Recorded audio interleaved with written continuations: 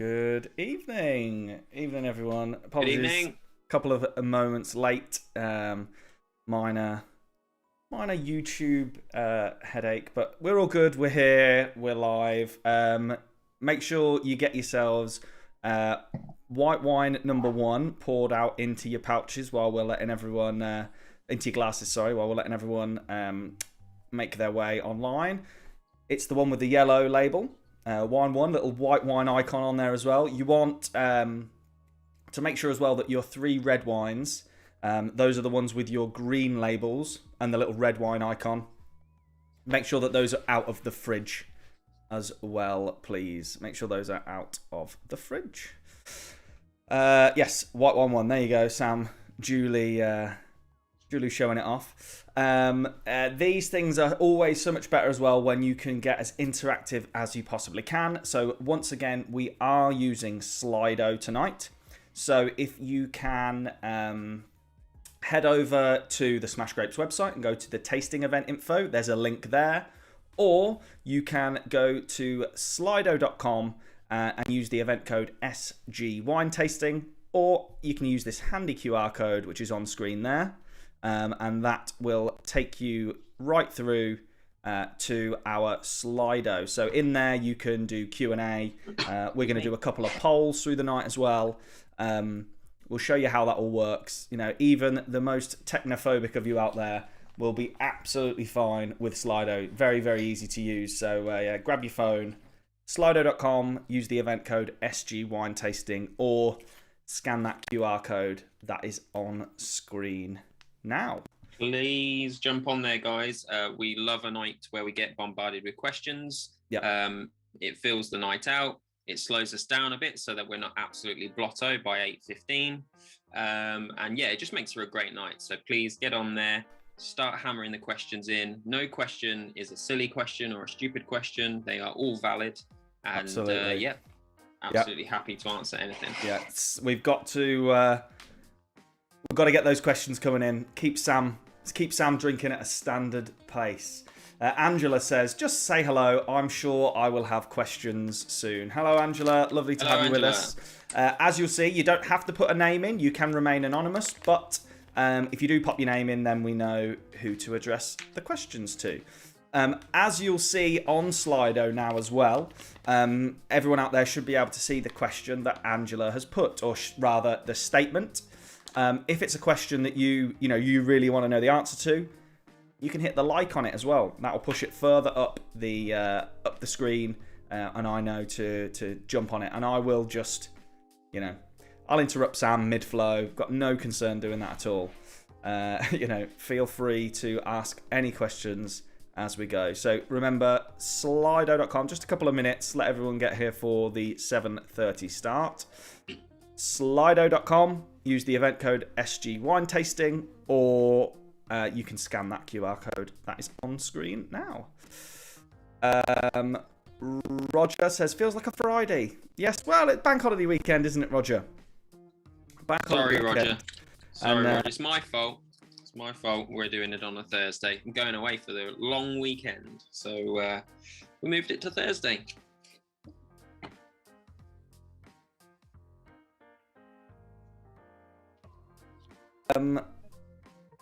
Okie dokes. So remember, number one, please. Wine number one poured out into your glasses.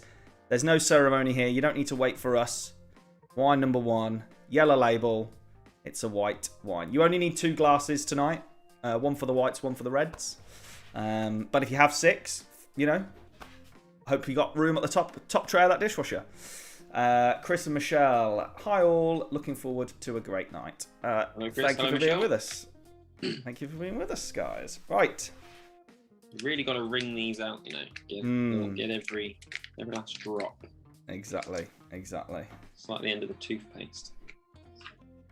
Have to get some of those like little roller things, what they get for toothpaste tubes. You can just roll That's them extreme. down. Does anybody actually own one of those? That's extreme, isn't it? I know they exist. It's like those people that cut the bottom end off of the tube and like scrape out the last bits. That's just hardcore, isn't it? Yeah. But maybe that's why we're not millionaires and those people probably are, because they don't waste toothpaste. Yeah, look after the pennies because the pounds look after themselves. That's what they say. So I'm told. So I'm told. Right, it's just coming up to 7:30, so just wait for a few more to join this evening. If you are just here, please do head over to Slido. It's how we do Q&A. You can use the YouTube chat if you want, but the Slido is where we also do some polls and we ask you some few questions about what you're tasting and what you think about the wines. You can head to slido.com and use the event code SG Wine Tasting. Or you can scan the QR code. B and Mark have toothpaste roller thingies. You got too much time, B and Mark. Too much time. Well, you know, like you say, I mean, some maybe you know they might use less plastic in a year. But not their annual toothpaste savings bought them that lovely little place down on the coast. Annual, I mean, that'd be some serious annual toothpaste saving, I'm sure. Right. Okie doke. So, let's get things started. Obviously, everyone has been emailed. It's now just gone 7:30 on Thursday night. Thank you for joining, everyone. Thank you for being here. This is a Smash Grapes Try Before You Buy virtual wine tasting. So what's going to happen, we're going to go through the 6 wines that have been sent out to you. And as we go through each one, Sam's going to tell us just a little bit about them, you know, where they're from, and, you know, kind of what makes that wine taste and feel the way it does. You know, Sam's not going to talk about decaying forest floors or, you know, essence of the farmer's dog and all those kind of things, because that's useless information, isn't it, for anyone? What we want to do is impart some real world, just, you know, useful wine knowledge so that you can take the things that you may pick up tonight, and, you know, make a better choice or make a more confident choice at the supermarket, in a restaurant, or when you're browsing your favourite online wine retailer, which could be smashgrapes.co.uk. So that's it. You know, we are about all the wine, but none of the BS. That's what we are all about. I'm going to show you in a little bit as well how to claim your wine tokens. As taking part tonight, you do get £10 worth of wine tokens to go onto the Smash Grapes store. But for now, white wine 1, please get it in your glass. And Sam, what are we chowing down on here? Oh, it's a bit unusual on the nose, isn't it? Yeah, get the one poured, guys. Get a good swig of it. It's an unusual start. It's a bit of an unusual start. Dan, can we get the thingy up on Slido for some words? We can. Because I would love to know, but what people are tasting here. Don't be scared, guys. You don't have to go crazy. Just whatever comes to mind. You know, it doesn't have to be a particular fruit or a guess at the grape. Just literally what you think of this wine, because it's a bit unusual. Granny Smith's. That is literally, they've hit the nail on the head straight away there for acidic. me. That's exactly where I am. Yeah, Granny Smith's acidic. Lemon. Does anybody else think, if you give it a really good sniff, it smells a bit like scrumpy cider? I think it smells like scrumpy cider. It definitely doesn't. It doesn't taste the way it smells. It's one of them. You know, one of them. What have we got? Pear drops, acidic, lemon, sharp, apple, grapefruit. We're getting a lot of sharp and bitter kind of, you know, votes going on here. Yeah, it's okay. So, Smash Grapes wines. We do. If you've been here before, you know the drill. We like to go to places where we don't normally go for wines. We don't like to go down the obvious paths. You're not going to sample wines here with us that you see prolifically on the supermarket shelf, like your New Zealand Sauvignon Blancs or your Argentinian Malbecs. We're here about exploring what else is out there in the wider wine world. And Christ, there is so much out there. It's unfathomable, really, the amount of wine that's out there to explore and enjoy. And there's wine for everybody. And if you've got a particular style that you love, there's probably at least another couple of hundred wines out there that will suit your taste. The problem is we get stuck in these ruts of sort of knowing what we like and drinking the same thing all the time, and we don't want to explore. And as Dan said, what Smash Grapes is all about is sort of pulling away all the snobbery and the things that make you think, oh no, I'll just stick to what I know, so you can try new things. So we tend to go all over the world, unusual regions, unusual places. But for wine number one tonight, for the first time ever in our Smash Grapes journey, we're starting off in good old Blighty with an English white wine. This is Jacko the Green. It's made by a winemaker called Oxley Estates down in West Sussex. And it's 100% Chardonnay. So you're drinking Chardonnay, guys. But Christ, if you've tasted Chardonnay like this before, I don't know where you've got it, because it is pretty unusual. We've had a Defo cidery. We are from the West Country. Yeah, a lot of. Thank you, West Countryans. Yeah, this West Countryans like that. Matching jumpers. Yes, someone's picked up on that. That was completely unplanned. It was. We were a couple of minutes behind getting set up for tonight, and as we both sat down, I was like, we've got uniform going on here. It's a burgundy for the wine, nice claret colour. Yes, exactly. So yeah, we're in the south of England, and if any of you sort of are into your wine, and if you're into your wine, that's probably why you're here. You'll know that English wine is a thing. It's a thing now. We make wine, just like cider or beer. We now make wine. Why do we make wine? Well, we're going to come back to that good old thing that I'm constantly talking about. When I'm talking about wine, and when I'm talking about flavour, and when I'm talking about what to expect in the glass, weather, the good old weather. Thanks to the phenomenon that is global warming, we are getting pretty damn warm down in the south of England. And as a result, in the last 15 years, the climate in Kent, Sussex, Devon, those sorts of areas has become really suitable for making wine. What is that climate? Well, if you take a look at, say, northern France, Champagne is actually our closest neighbour in wine terms. It's the northernmost part of France. It can cope with cold winters, and it can cope with rainy autumns and stuff like that. We don't need tropical weather to grow grapes, but what we do need is plenty of sunshine and a decent dry spell. And obviously, as a result of global warming, we are seeing a lot more of that down on the Kent coast. It's no mistake that down on the Kent and Sussex areas, they are growing the same grape varieties that you would find in northern France, that you would find in Chardonnay, in Champagne. So you've got Chardonnay, you've got Pinot Noir, and you've got Pinot Meunier. And actually, we're going to be drinking another wine later that's from these guys with Pinot Meunier in. So yeah, those northern France grapes, the ones that do really well, are translating up into the south of England. However, it's not as hot, let's face it. It's not that great up here in Blighty. The weather's not as good. And so as a result, we do get a very unique style of wine. By the way, there are also lots of English native grape varieties that we've started planting to make wine with, like Bacchus and stuff like that. They're worth exploring. But generally, they're all going to have a common theme in terms of flavour because of the weather, because we are about as cold as you can be and still successfully make wine. And that coldness, that cool climate has an effect on the wine. So we've talked about it before, but if you're new to this game, you'll hear me talk about it a lot. Basically, you've got a grape, it's sitting on the vine, it's hanging there.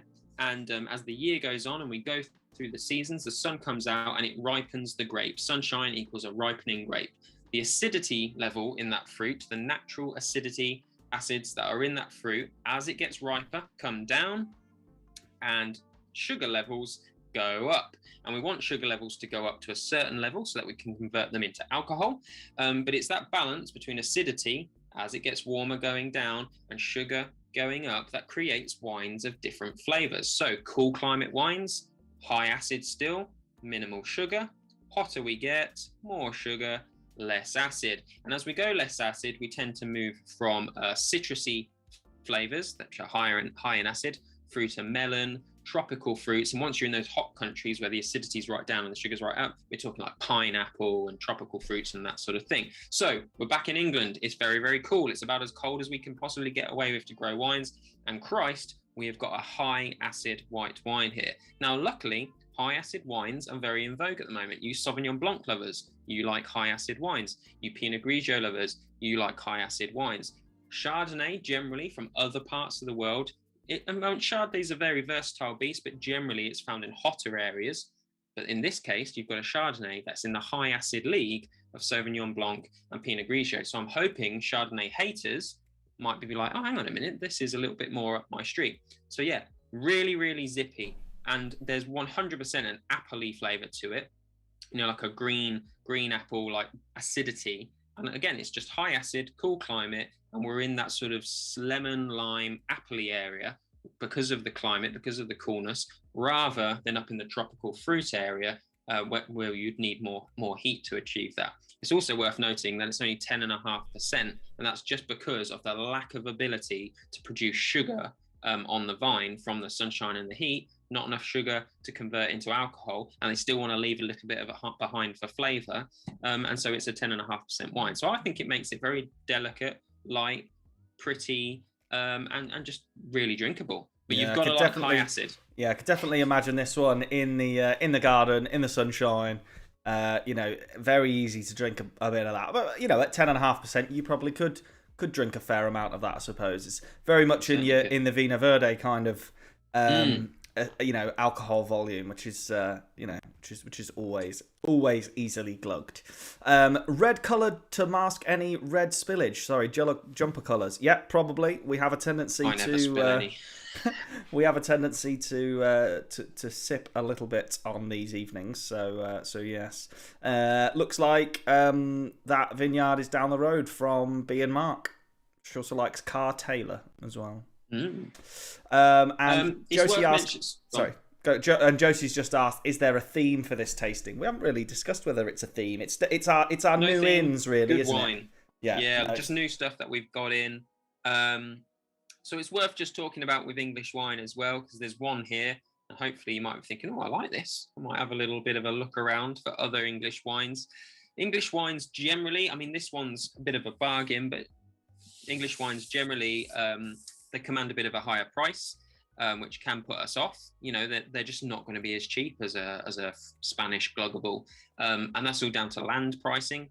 No other reason. Same grapes, same methods.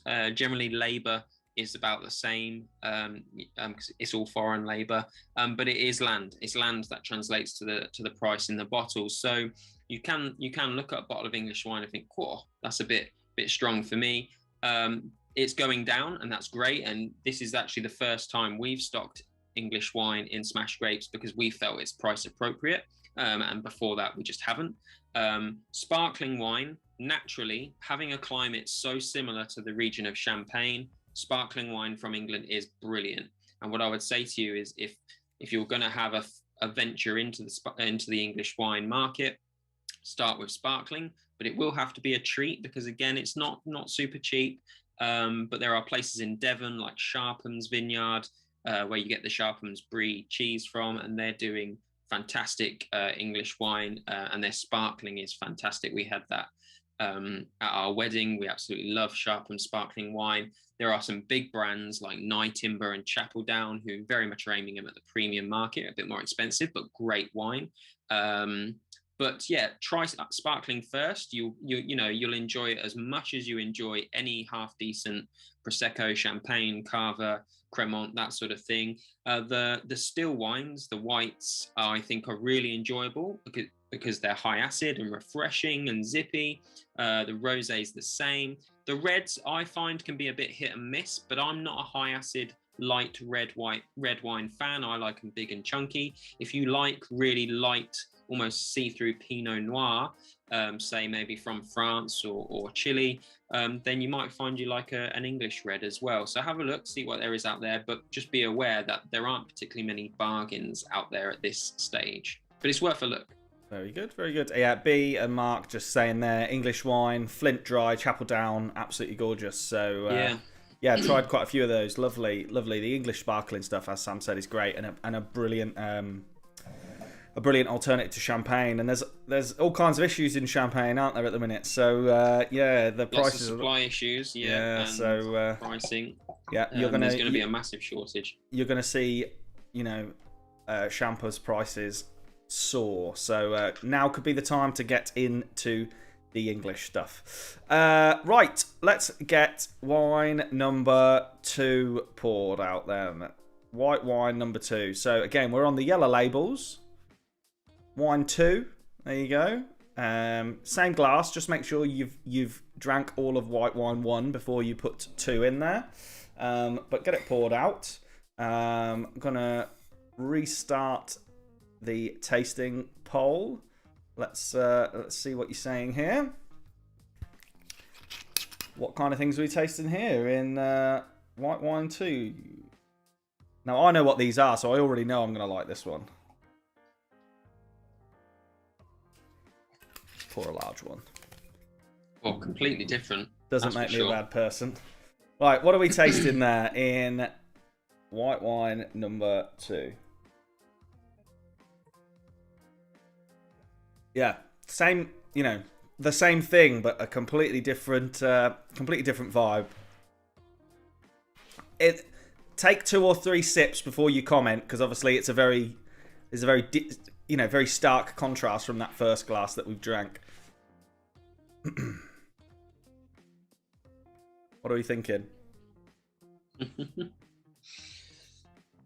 Is there anybody out there? All quiet on the slider front. Peachy. There we go. Peachy. We're off. Peachy. We are off. Peachy. Yeah. Do you know what? I can get that florally. Yeah, a bit of floweriness to it. Yeah. And peachy definitely makes sense. Peach, pear. Getting.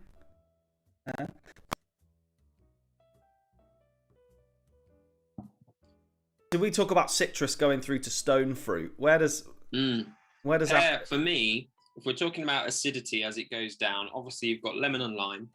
Yeah. Then, like, officially, there's a difference between green apple and yellow apple and red apple, as acidity comes down. And if you think about that, you can imagine that, a red apple is slightly more sweet than a green apple. Then you go pear, because I mean, pear is a bit sweeter, I would say. There's barely any citrusiness or acidity to it. And then you're into your stone fruits, like your peaches and stuff, as the acidity is coming down and the sugar's going up. So creamy. Whereas melon, creamy. That's good. Yeah. Dry. Nice, we're getting nice. Dry, creamy melon. Pear again. Peachy. So before we delve into what this wine is, get some more words up there, guys. But let's talk about dry, actually, because I don't think I've talked about that. Certainly for a few tastings now. Dry. What does that mean? Dry wine. It's certainly not dry. It's wet. But we talk about dry. We talk about I like a medium dry, or I like it really dry. I like it off dry, or I don't like it dry. But do we really know what dryness is? Well, dryness technically is about in the wine world is technically how much sugar, as in grams per liter, is in the wine. It's the sweetness level. So dry, actually scientifically, is 6 grams per liter, and then there's off dry, and then there's medium, and then there's medium sweet and sweet, and there's different grams per liter of sugar. Fairly scientific approach there. You can't argue with it. But actually what we mean as normal drinkers, who obviously don't care about how many grams per liter, but just to let you know, by the way, 6 grams per liter, that's like a teaspoon. That still creates a dry flavor of wine because of the acidity. And that's the key. Most of us, when we talk about I like dry or I don't like dry, we're talking about not the amount of sugar, but the amount of acidity. Because actually it's acidity in wine that dries the mouth out. That sort of, when you have a gin and tonic and your gums are left sort of quenching for more, or a really crisp lager, and you think, oh, that's really refreshing, that's really hit the spot. That's acidity that's done that, or a cloudy lemonade, that's acidity that's done that. And so actually it's high acid. If you like dry, you like high acid. If you like medium dry, you like medium acid. And if you don't like dry at all, then you like a sort of a more lower end of acid. And that comes back to this idea of climate. If you like dry, high acid, go for cold places like the UK, like northern France. If you like medium dry, a little bit less acid, a bit more sugar, then go for warmer climate. We move into Spain and southern Italy, maybe New Zealand, which I know it's hard to work out where New Zealand sits, but because it's all the way around the other side of the world, but it's about that sort of moderate level. And then, if you don't like dry at all, if you don't like acidity, then you want less acidity, more sugar, you've got to go to the hot places, and that might be Chile, it might be Australia, it might be southern Spain, or even southern France can achieve that sometimes, and certainly southern Italy. So dryness, guys, is about acidity Really, when we talk about it as normal drinkers, it's about acidity, but actually in the scientific wine world, it literally means grams per litre of sugar. We've had a comment of it's chewy, is what we've had. Oh, Chewy. I love that. That's nice. Yes, texture. So I'll tell you what the wine is, and we'll talk about that. Right, So here we go. There we go. Wine number so 2. this is GPG. It's Garganega Pinot Grigio. Okay, we know what Pinot Grigio is, but what the hell is Garganega? This wine is, do you know what? I actually haven't got my notes up in front of me. I think it's 80% Garganega. No, it's 85. It's 85% Garganega and the rest Pinot Grigio. 2 grape varieties blended together. They're both northern Italy. They're right at the top, right at the top. They sit in a region between Lake Garda, well, next door to Lake Garda, on the right of Lake Garda.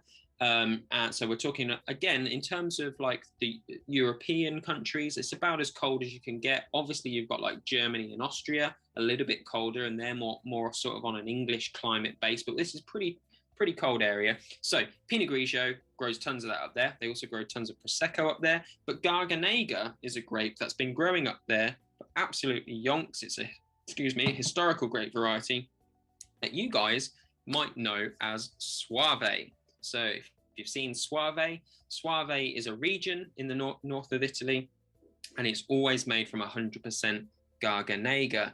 And actually, the thing about Soave is that for the best part of, I don't know, so before my lifetime, even like 30, 40 years, the Soave that the Italians have sent us has been the naff stuff, the really bad stuff. In fact, I think if you go into like Sainsbury's, they've got Soave in plastic bottles of large sizes. It's not particularly convincing of quality. But actually, Soave is extremely important in Italian winemaking history, and you get some really serious stuff out there, and it ages really well, and it develops like these nutty flavors. But anyway, that's Soave. It is a good wine, and Garganega is a fantastic grape variety. It's very similar to Pinot Grigio. Of course, it grows right next door in the same weather, in the same country.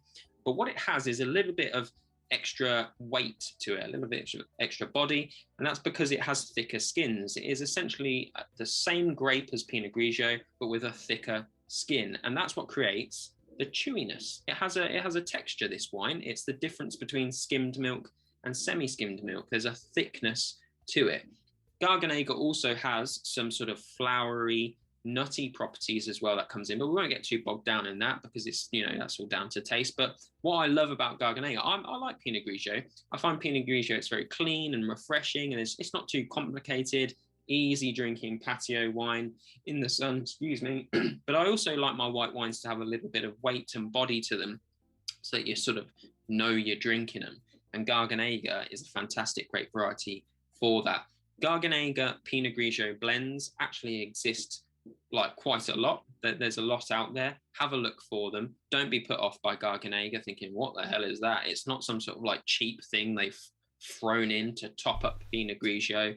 It's a fantastic grape with a huge amount of history in Italy, and it just creates like a bit of a grown-up Pinot Grigio. Really, it just takes it up a level in terms of drinking. I love it. Yeah, you put on your note there, rich, creamy white. So yeah, well done. I mean, if you pick that up, that's yeah. What are we thinking? What are our thoughts there? Out of white wine 1 and 2, very different wines. Let us know. Use the Q&A. You can send a message in there. You can use the YouTube chat. Which one so far? White one. I know for me, definitely. I enjoyed the English Chardonnay. It was super refreshing, but I quite like this. I mean, I liked Soave before, so Angela prefers number 2. Yeah, preferring number 2. I think this is a really grown-up wine, and I think it's like super patio wine. Drink it in the sun, but actually, you'd sit down to a nice dinner with this. It's got a bit of body to it and a bit of weight, and like that creaminess, like we said. I think it's a really nice wine. Yeah, Julie on YouTube's gone with number 2 as well. Yeah, it's it's definitely my favourite as well. Not bashing white wine 1. Great to get some English stuff in the store, and I can definitely see where I would enjoy that. But number 2, yeah. I'm a white wine convert. Sam, when we started this, kind of was like, oh, you're just drinking the wrong white wines, and This was one of the early ones that I got onto. So Roger, number 2 as well. Roger that. There we go. Number 2. Roger. Yeah, right. And that if you are one of those people that are still a bit like, oh, I'm not sure about white wine. Is it for me? I've not enjoyed it. I've struggled with it in the past. One of the things I would say to you is that the balance between acidity and sugar that we've talked about, the weather and all of that sort of stuff that I've been going on about so far, the importance of that is really serious, that they get it right whilst the grape is still on the vine. So they get it right by timing their planting right, by timing how much time it spends in the sun before they harvest it. This is, it's an agricultural product. It's made by farmers who understand their crop, and they'll get it right on the vine so that ultimately all they've got to do is collect the fruit, squeeze it, and stick it in a bottle, and the work's done. If you've tried white wines in the past and you've not enjoyed them because you thought, oh, it's a bit astringent, or oh, it's a bit sickly, it's not right, what that tends to be is big brands, that essentially are machine harvesting, machine making their product, getting rid of humans and making it massive and automated and cheap as possible. What they end up with is a big old tank of juice that isn't right. It's not tasty. And then they start going in with a bit of powdered acid and in with a bit of extra sugar, and they're sort of mixing and blending. And that's when you get these wines that just don't taste right. And just to give you an idea, last night I bought a particular popular yellow labeled bottle of white wine just for an experiment to see what it's like. And I had that experience. It was fine, and it was tasty, and it had elements that were right, but there were just elements that were just didn't work, just didn't balance. It was a bit sickly, and then it was a bit astringent, and that was because it's mass produced, and as a result, the acidity and sugar levels just don't work together. They just don't work. And so at Smash Grapes, it's really important to us to buy wines from people that have done the hard work in the field, not in the tank. Yeah, it's also worth noting that a lot of the times when the powdered acids and the sugars are added, that can also lead to, those bad heads the next day. Oh, that's the headache material. That's headache material. That's headache town there. Now, don't get me wrong. If you drink enough of a fantastically produced wine, yes, you are going to have a bit of a fuzzy head the next day. But I think we've said it a few times on this. There's 160, 190 odd things that they're allowed to add into the wine and not put on a label. So if they're adding all that kind of stuff in, you've got to ask some questions about what that does to you the morning after, especially because the added sugars and things make it so that you can throw 2 bottles back without really thinking about it. And then the next day you're like, oh no, white wine gives me a bad head, or red wine gives me a bad head. Could just be that you're drinking the wrong one. Right, get wine 2 out your glass. Now we're moving on to number 3. So this one, as you'll be able to tell from the label, oh, that's not the right one. As you'll be able to tell from the label, it's a nice pink one with the pink label.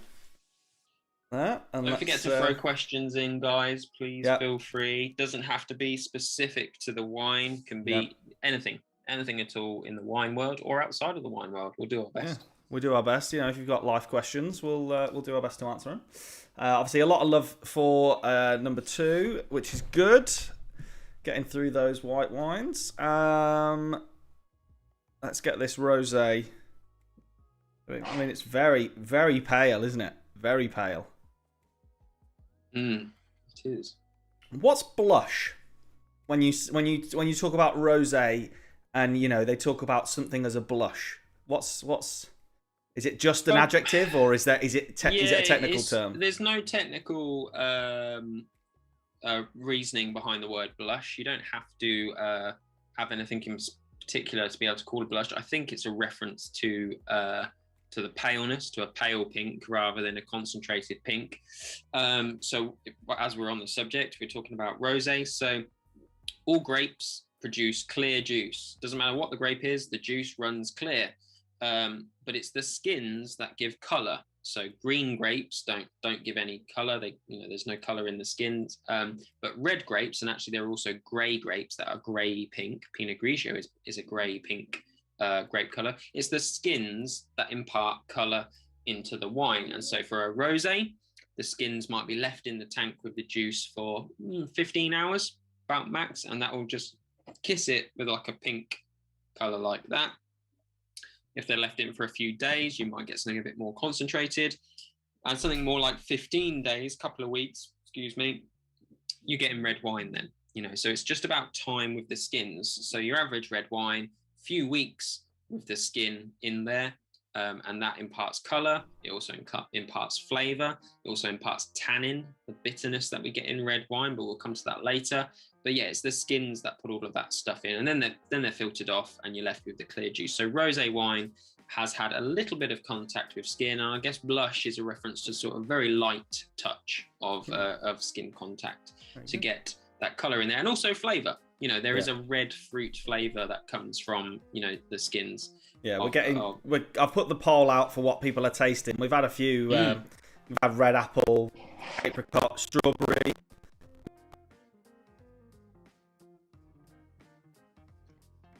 Perhaps a fair assumption, compared to some of the rosés we've had recently that have been a little bit more kind of on the sweeter scale.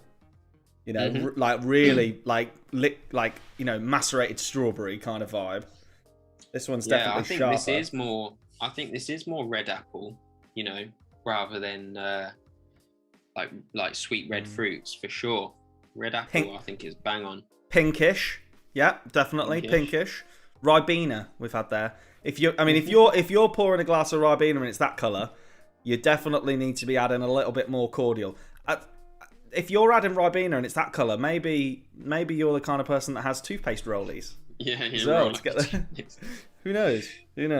Yeah, no. I mean, again, highly drinkable. So yeah, we're gonna give you a bit of information about this. I'm gonna take the word cloud down. Start firing some questions in. Goat's cheese, nice. Start firing some questions in, and we'll go from there. Underripe strawberries. Yeah, absolutely. Yep. Okay, so we're back in West Sussex, guys. I said we were going to come back to this wine. East Sussex. Is it East Sussex? East Sussex, I think. Well, that's what you've put on your map. East Sussex. Have you put the wrong thing? I don't know. I can't remember. Sussex. That'll do. Julie says she's thrifty with the Ribena. So thrifty. Yeah, exactly. So yeah, we're back with another Jack O'Lantern. This is their rosé over in the Oxley Estate, down in somewhere in Sussex, and this is the wine that I was talking about earlier. That is Pinot Meunier based. So those 3 grape varieties that were found in Champagne that really only do. Well, not actually only do really well, because some of them do elsewhere. That do really well in Champagne are Chardonnay, Pinot Noir, and Pinot Meunier. They are fantastic, cool climate grapes. Chardonnay is a great all-rounder, but that's why they do so well. This winery has taken those 3 grape varieties and had a bash at it themselves. I'm pretty sure they do a sparkling, actually, and I'm sure it's a blend of the 3. Pinot Meunier, no one's ever heard of it because it is only really found in northern France for making champagne. Of the 3 grapes, it's a red grape for starters, obviously, because we've got a little bit of color from its skin. And it's a little bit heavier than Pinot Noir, certainly much heavier than Chardonnay, and a sort of a bit more robust than the other 2. So generally, it's peppered into champagne. It's just a little sprinkle in to give champagne a bit more body and weight. But there's actually, I mean, we're getting into champagne now, so it's a whole other game. But there are some new people coming through that are just doing 100% Pinot Meunier based champagnes, which are really big and gutsy, quite cool. But anyway, Pinot Meunier, that's the grape variety. A little bit of blush of skin color to create the rosé. It's light, it's refreshing. We're back to cool climate. The same applies to the white, high acid and refreshing. Just outside Rye, that's it. I remember, they're right. It must be East Sussex then. Yeah, it's just near Rye. That cidery flavour that I still think you've got a bit of scrumpy apple going on here. And I forgot to mention this for the white, so I can use it now to fill in some time with a rosé. So when you make a wine and you squeeze off the juice and you put it in the tank, you've got 2 options. You can either take a packet of yeast and pour it in, Don't worry, that's what everybody does. It's just like making bread. You know, there's bread yeast and then there's wine yeast, and you can buy it off the shelf and you stick it in the tank. Everybody does it. It's not like a shortcut or anything. That's perfectly normal and good for you, and it makes the wine. But also, there's a growing trend now for using the natural yeasts that are like already in the atmosphere and on the leaves and on the grape skins out in the field. You know, these yeasts that just exist out there amongst us, and so these sort of natural yeast wines, they're growing in popularity. And actually, the guys over at Jacko Green on Oxley Estate, they use 50% of their grapes are fermented on a natural yeast. And for me, that's where you get that sort of scrumpy flavor from. Do you know what I mean? That sort of, it's a little bit like you can smell fermentation. You know, when you have a really a cider that some bearded bloke made in his garage, and you're like, I can smell that it's fermented juice. That's what you get from wild yeast. And I think that's what we're getting with these wines. There's a bit of a scrumpiness to them, which I like. I think it's quite cool. It's quite interesting. I don't know what you guys think. But yeah, as a rosé, very, very high acid, super refreshing. There is a sort of a scrumpy element to it, I think. How does it compare to similar rosés? Well, you know, Pinot Grigio Blush, for example, it's going to be in the same area for acid, but maybe a bit cleaner and sort of in flavour. And then obviously you've got the big guy in the room, which is Provence Rosé from the south of France. Again, high acid and pale in colour, super refreshing. Generally a bit more gutsy from the introduction of a couple of big red grape varieties in Provence Rosé. And I think that's what this has got. And actually what that does is not only make it a great patio wine, great for swigging in the sun, but also I think it's a good food wine. I think you could have this with a nice like barbecue or any sort of food really. It's pretty, rosé is really flexible food wine. It's my sort of don't know what we're having for dinner tonight is not going to go with anything on this shelf. I'll have a bottle of rosé, and I'd urge you to try the same. Red or white grapes to make a rosé, says Angela. Always red. So white grapes or green, you know, let's face it, they look green, have no color element to them. You can't extract any color from the skin. The juice on all grapes runs clear, so you've got to have a red grape to get some red color to go into your rosé. There is Pinot Grigio. Grigio means gray, and actually, if you Google up Pinot Grigio and have a look at the grapes, they're like a pinky gray color, and so Pinot Grigio makes Pinot Grigio rosé because it's got that pinky grayness that it can extract the color and flavor from. And yeah, we've had one before on here, but when they do the same thing with white grapes, that's what orange wine is, isn't it? It's an orange wine. Is if they do that same process, but with just white grapes, you get, you know, and it is growing in popularity. We've had one in Smash Grapes, and you can get it quite a few of them. That is orange wine. So that's, you know, a whole new beast in itself there. So yeah, white grapes make orange wine, red grapes make rosé or red wine, depending on how long those skins are left in contact for. Right, so yeah, what are we thinking there? Anyone converted to maybe go and try some English wine after those two? One and three there came from England. Who'd have thunk it? Only 10.5% again, low percentage because of the lack of sun, the lack of ripeness.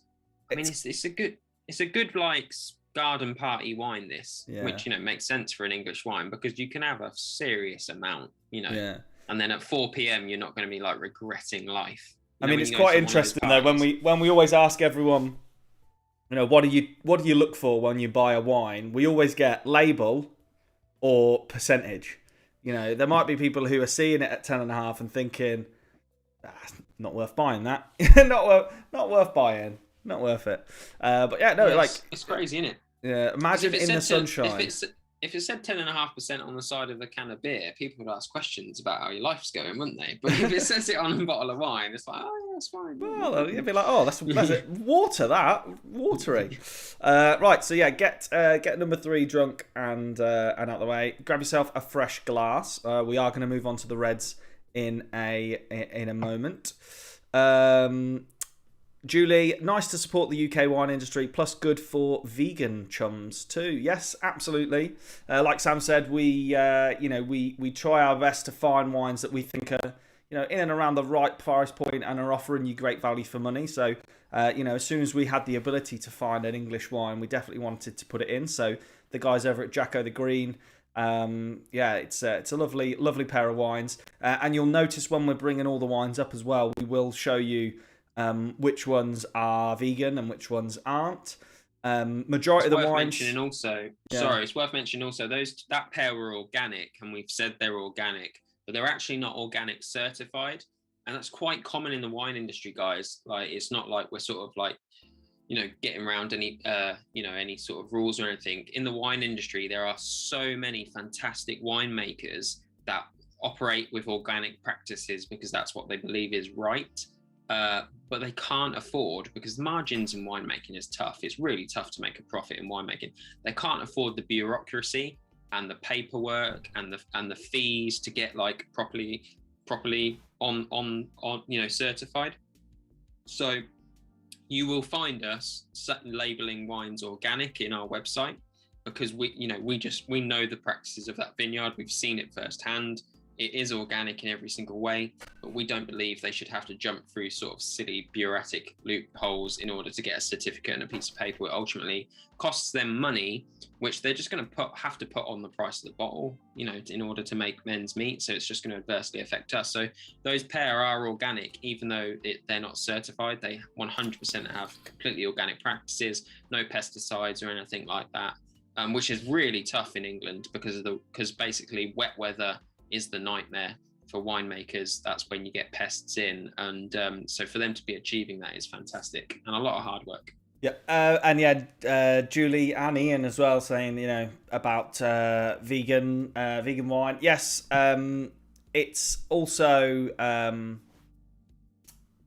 we make a point of labeling all our wines as either vegan or not. It's not necessarily from a dietary point of view. It's just modern winemaking practices use vegan alternatives, and it's things like isinglass that derives from fish, and certain enzymes that traditional winemaking will use that makes a wine not vegan. That's ultimately what makes one vegan and not the other. So it's down to your personal choice as to how far you take your stance on the winemaking, and whether you see it as vegan or not. But we do label all of our wines up so that you know what they are. When it comes to vegan and vegetarian, guys, or not, it's all about the filtering of that yeast and that skins afterwards. And the filtering for a long time has been animal products, but that's changed, obviously. Most of them use plant-based products or fish or egg-based products. So that's the difference between, obviously, vegetarian and vegan. I would not be surprised if in the next few years we see complete elimination of animal-based, and it won't be long before egg-based is gone as well, and they're all vegan, because there's no real cost implement for a winemaker. You've got to find like a proper old school, really old-fashioned thinking winemaker now that's still using cow-based stuff to filter their wine. And some are still using egg-based, but that will go soon as well, because the plant-based alternatives, there's no price impact on the winemaker. So that will all change soon. They'll all be vegan. And then finally, before we just take our very short little break while I show you how to cash your wine tokens in, Angela says, are there sulfites in your wines? Pros and cons of sulfites in wine? ? Yeah, so sulfites is the only chemical, I say chemical, and that makes it sound horrible, but it's actually perfectly natural and normal, that has to go on the label of a bottle of wine, because it's a registered allergen. It's one of the 14 allergens. There are lots of other nasties that can be put into wine that don't make it on the label, as we talked about earlier. So here's the thing about sulfites. Without sulfites, we wouldn't have any wine in this country, because sulfites is the key ingredient to making sure that a bottle of wine gets from wherever it is in the world to our doorstep without going off. And that it's as simple as that. Without sulfites, wine would not make it to our doors. It would go off, and we don't grow enough ourselves to cope with that scenario. So all wine has a little bit of sulfites put in it to give it longevity in the bottle so that it lasts. And that's all it does.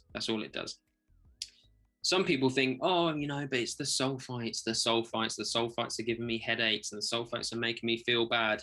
The reality is, if you do a little bit of research, sulfites are present for the same reason, longevity of product, in so many consumable items out there. They're in chocolate, they're in dried fruit, in cereal, so many things. Go and have a look what sulfites is in, and you'll find that it's in much higher quantities in a lot of day-to-day products than it is in wine. If you are experiencing headaches with wine, or my mum, for example, gets a thing where she gets really flushed after just one glass of wine, really, really flushed and hot. It might not be sulfites. And in fact, I'm certain it's not sulfites, because sulfites is an allergen, but if you're allergic to it, that's serious stuff. That's a whole, like a nut allergy. That's a whole other conversation. But if it's making you just not feel great, I would argue that it's probably one of the other 120 or so chemicals that are allowed in some wines. My mum now only drinks organic wine, and she seems to do a lot better from it. Those organic wines, they've got sulfites in them, but it's the chemicals that's been excluded that seem to be making her feel better. So yeah, a lot of people sort of assume sulfites are the enemy because they're the only chemical that is visual on the bottle to sort of blame, when actually it's got nothing to do with it. It could be something else. There you go. Right, we are going to move on to the red wines in a second, but I'm just going to show you, obviously, quite a few new people out there joining us for the first time tonight. So for taking part in a Smash Grapes Try Before You Buy, you do get £10 worth of wine tokens to go on and spend in the store. You don't have to spend them on wines that we've drunk tonight. You can use them for anything on the store, but I'm just going to quickly show you how to cash those in, and also what wine tokens is. Now, most of us are we understand the concept of the club card, all right? So wine tokens are the Smashed Grapes club card. That's the best way of thinking about it. So what's going to happen? Head over to the Smashed Grapes website, so smashedgrapes.co.uk, and you're going to find in the top right here, you've got the little person icon. If you're on a phone, again, it's in there, or it's in the hamburger menu. The process is exactly the same. You're going to hit the person icon, take you to the login area. Now, I can see you sat there going, Dan, I haven't got an account. You may not have an account, but what you did do when you signed up and you bought tonight's wine tasting, which is why you're here, you used an email address. Now, that email address is the one that I've sent you the information about tonight on. So if you're not sure what email you used, it's the one that you've received the tasting event information in. So if it's your first time, click create an account. Make sure you use that email address. Otherwise, log yourself in. So put your info in, click sign in. Once you are signed in, it'll bring you to your account area. That's where you'll see order histories. If you have a subscription with us, you can manage your subscription in here as well. You can set addresses up, that kind of thing. Now, I'm going to just go back to the website a second, just because it will help show the icon. But basically, bottom right of our website, again, whether you're on a desktop, whether you're on a phone, it will always be on the bottom right. We have down here this wine tokens portal. So it's got the green star, and it's on a phone, you just get the star, but on desktop it says wine tokens as well. You press that and open it up, and it'll tell you how many tokens you have. So every time you shop with us, when you give us a little like on Facebook, those kind of things, you earn yourself some wine tokens. £10 has been credited to you for being part of tonight, and you'll see here it'll say £10 off coupon in your rewards. So you just press view, redeem, and that's it. It sends you a code, and the next time you go shopping on Smash Grapes, you pop that code in, boom, £10 off your order. Simple as that. And that £10 has been credited already. When you return your pouches as well, if you want to recycle your pouches, we give you a couple of quid to cover the postage and packaging as well. Just before I jump off the website, I would love to just show you as well, at the bottom of the Wine Token portal is a refer your friends. And down here, it gives you your own unique code. You can share it on Facebook, Twitter, email. If I was doing this on my phone, it'd give me WhatsApp, text, that kind of thing. You can text that to your wino mate and say, look, check Smash Grapes out, get £20 off. When they go on, place their order. We then send you a £20 voucher as well as a little bit of a thank you. We are on a bit of a mission to get everyone drinking good wine, without all of that pretense. And yeah, you guys sharing the love with your friends does mean a lot, which is why we give you that £20 as a little thank you. So it's not just your friends that benefit. So red wines now. Red wine. So green label, little red wine glass on it. Number one, get it poured out, get it in the glass. Let's have a little swig of this. Let me reset the poll. Let's see what you're saying here for red wine. And boy, an absolute favourite of mine, this. Big favourite of mine. Sam's, he enjoys it, but it's not your go-to, is it? No, red wine. I don't dislike any wine. I love it. I love wine. Full stop. Doesn't matter. Full stop. Blackcurrant, smooth, soft, is what we've got coming in. Yeah, all of that. All of that. Yeah, there is a little bit of a licorice there. If you really get it right in your nose, it's a bit spicy. A bit of a licoricey spice.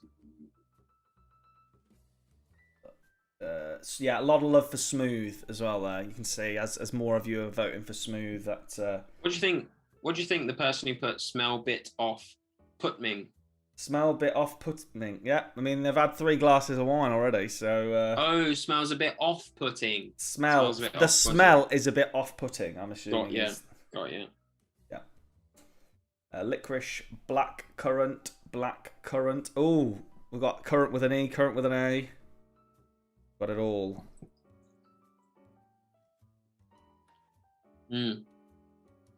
Oh yeah, it is blackcurrant, isn't it?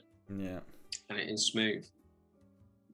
Do you know what? I've forgotten how good this wine was. This is a Smash Grapes staple that we popped in here, and I've forgotten how good it was. Oh yes, might be a convert, Dan.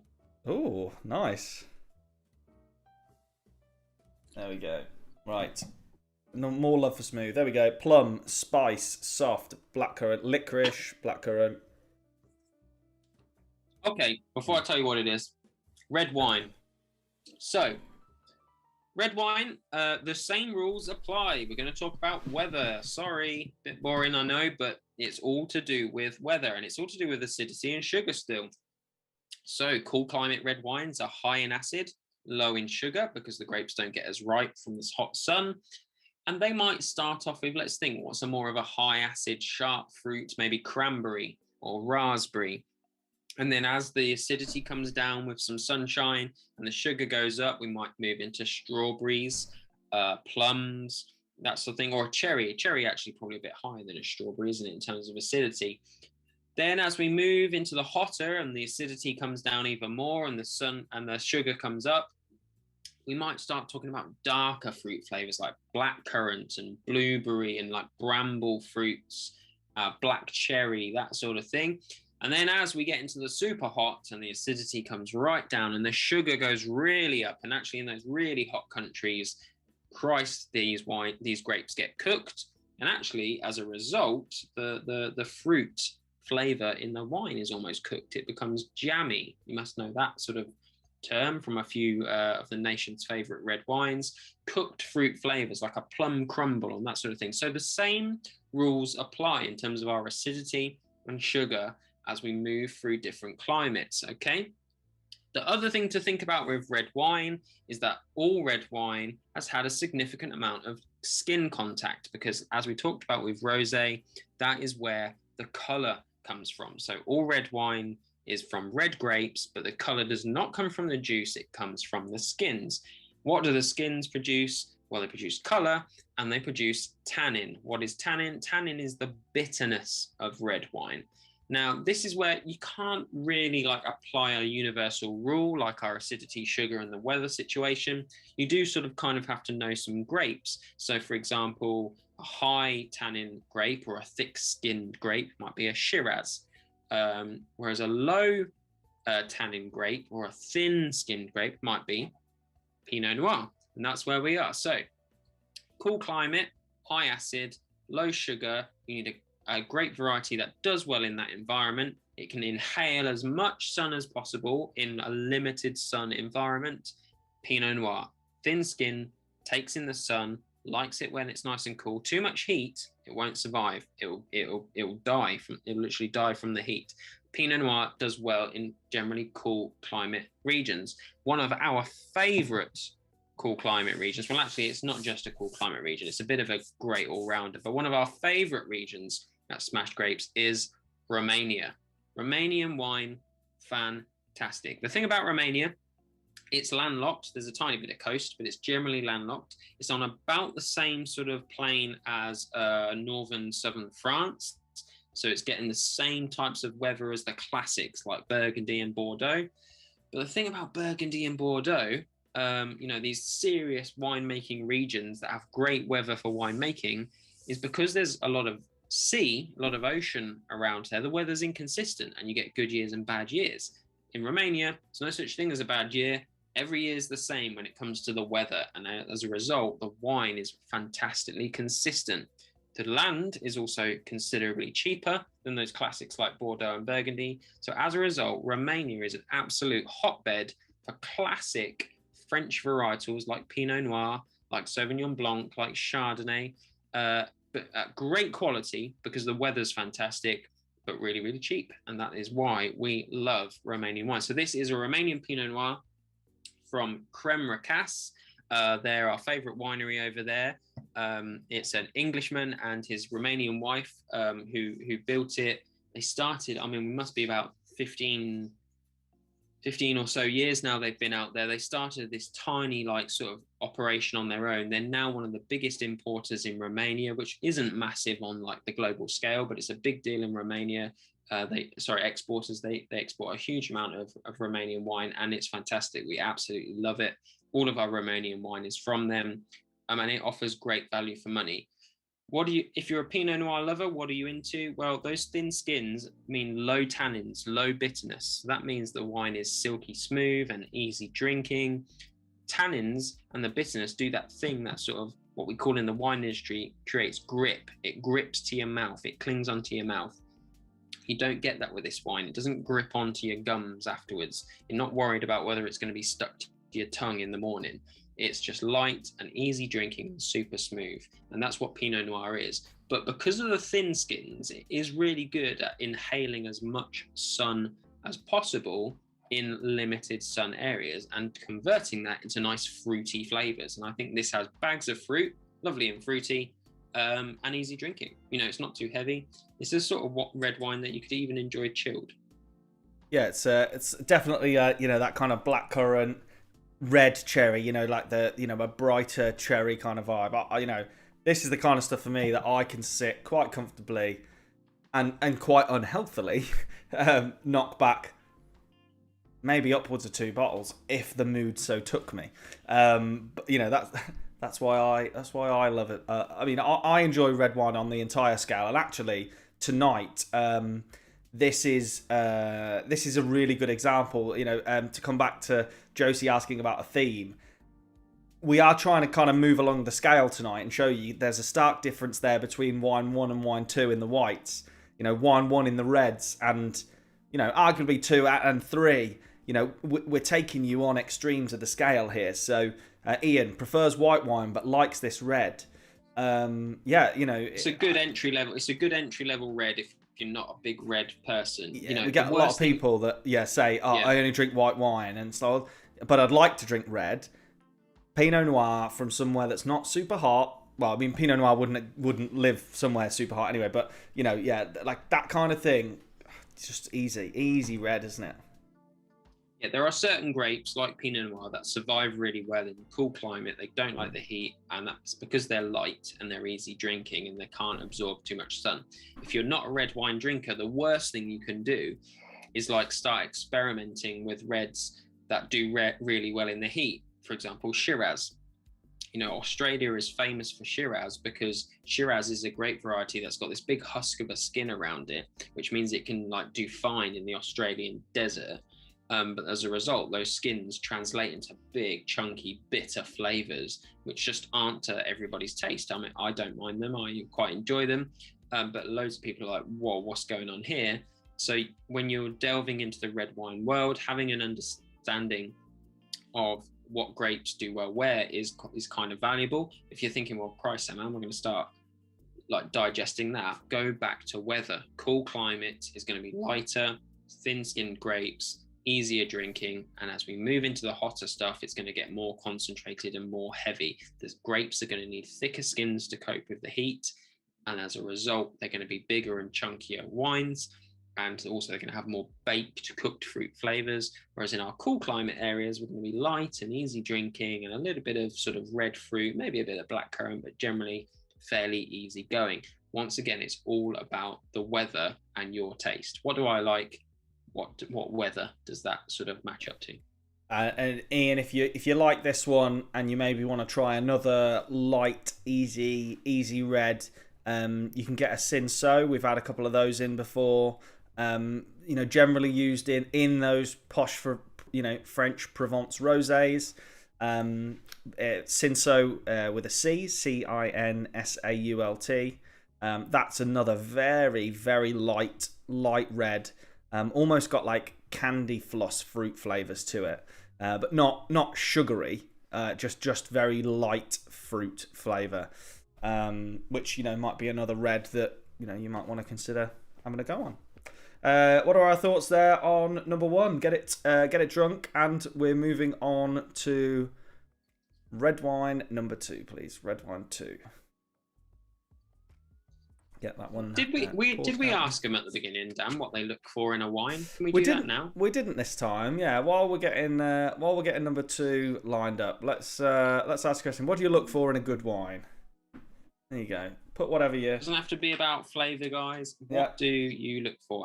What identifies a winner for you? It's Friday night. You're on your way home. You've stopped in at the supermarket or wherever. You're thinking, fancy something good tonight. It's been a tough week. I deserve it. Reduced at $5.50. Brilliant. There's a key word in there which makes that perfectly fine, and that's reduced to. Yeah. Smooth and full-bodied. Smooth and full-bodied. Yeah. So talking about wine pricing, guys, whilst you're chucking all of that up on there, and please do keep throwing them up there. It's really interesting to see. So wine and pricing. If you've not been here before, you won't have heard us talk about wine and pricing. Listen, we are the Smash Grapes. We're not about snobbery about wine, and we're not going to get snobby about wine pricing. I buy wine at £5 a go often. I do. I buy often, and that's perfectly fine. But when you buy a £5 bottle of wine, a bottle of wine that was priced at £5, not discounted to, but originally priced at £5, there's some things to bear in mind. Duty on any bottle of wine, the duty, what the taxman charges it to get into this country, doesn't matter whether it's a £5 bottle or a £5,000 bottle, is fixed at £2.30. So straight away, we've got a £5 bottle of wine, £2.30 has already gone to the taxman. Add in the VAT, that's another fair chunk to the taxman. Once we've got the glass bottle, the logistics and all that sort of bits and bobs, a £5 bottle of wine, in terms of juice, for you to drink and enjoy, is about 31 pence.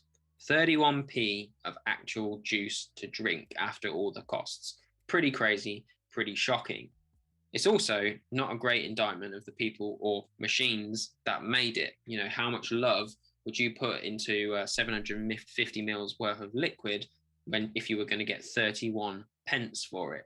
However, there's good news. You only need to move up the scale a little bit, £6, £7, £8. And because most of those costs are fixed, the duty doesn't change. It's still £2.30. The VAT obviously is 20%, but it's not a huge amount. The bottle stays the same. The logistical costs of shipping a bottle stay the same because it's still the same shape and size and weight.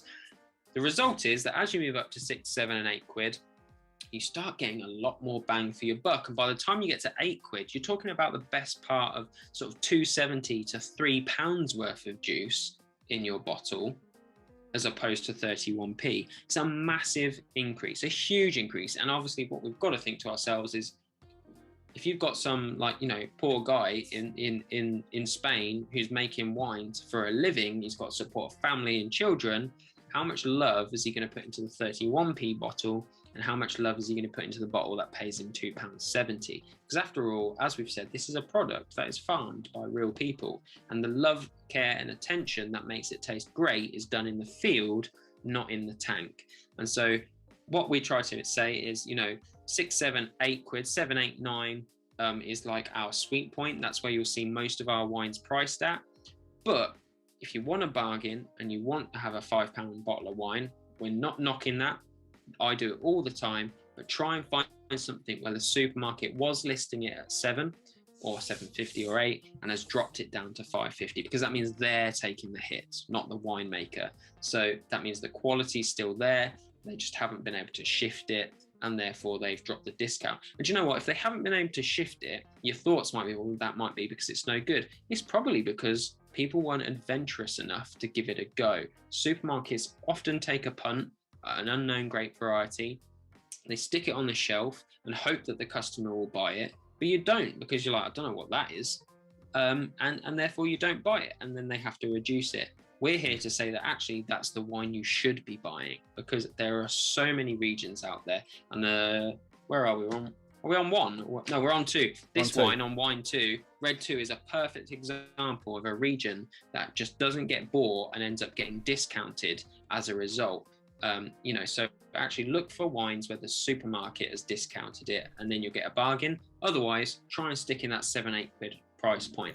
Couple of nice comments. Pretty label, couple of labels. If sunny, something refreshing, zesting, and easy to drink. I'm always sold. I'm sold by a label all the time. Something a bit different. That's what we like to. That's what I like to hear. You know, there's what 10,000 grape varieties, so don't just stick to 4. Just get out there and try it. And obviously, you know, 10 or more thousand regions in the world that grow wine. So, you know, tasty, tasteful, smooth and full-bodied. Cool. Yeah, always good to just know what you're looking for. So,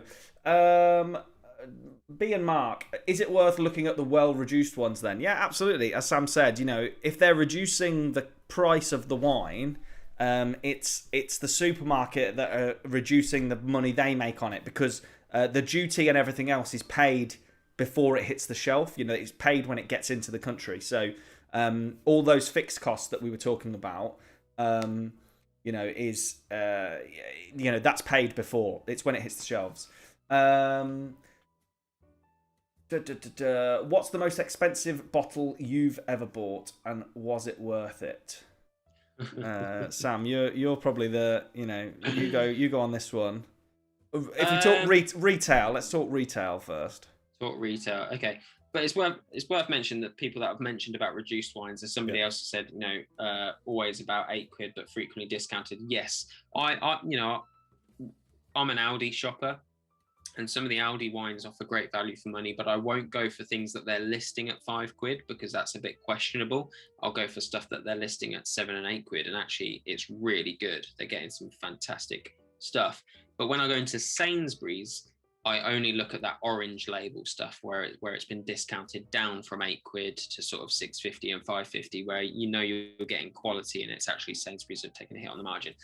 Most expensive bottle you've ever bought. So generally what we say as a rule of thumb, and this isn't something that we pluck out of the air, guys. I've been in the wine industry for a fair amount of time, despite my youthful looks.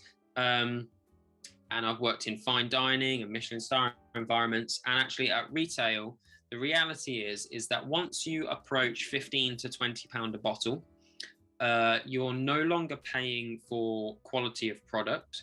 You're paying for reputation of brand.